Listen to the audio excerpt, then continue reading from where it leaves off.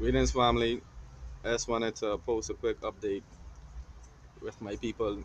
Um, Something sad is taking place in carbonation. Eliana narrowly missed her escape yesterday. Um, she was almost out of the sunken place. In fact, she strapped her baby around her belly yesterday, took her passport, and she was almost out of Nature Boy's concentration camp. Right. My thing is, it was sad to see the way it really took place. Um, it was inevitable, as a person pointed out. Eliana would have switched on her former significant other, who was known as Olmec. She switched on him and she went to Nature Boy, right? Now, after she switched on Nature Boy, and switched on Olmec, Nature Boy continued to be himself and solicit the company of other wives, other mistresses in the carbonation community. And he actually succeeded in getting two more women to be his wives, right? And one of them is called Ra, and the other is called Eferu.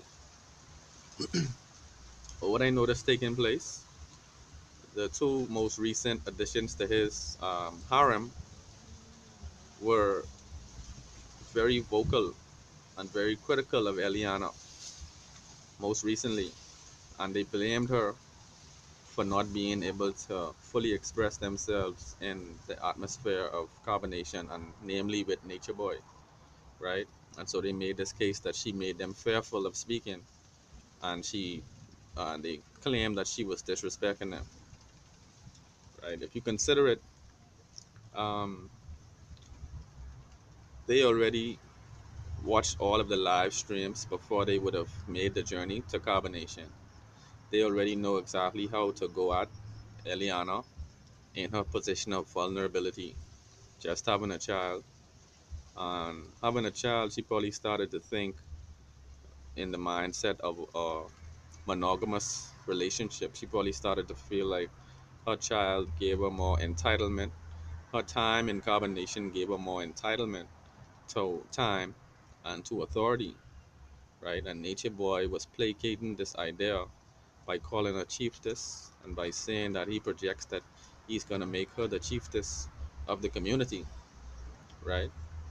So what you had going on was people who were exploiting the vulnerabilities of each other, and it all came to fever pitch, um, as Eliana told him that she doesn't want to be with the situation anymore, right? And that she's ready to go and leave, and she didn't want to go back to America, you know.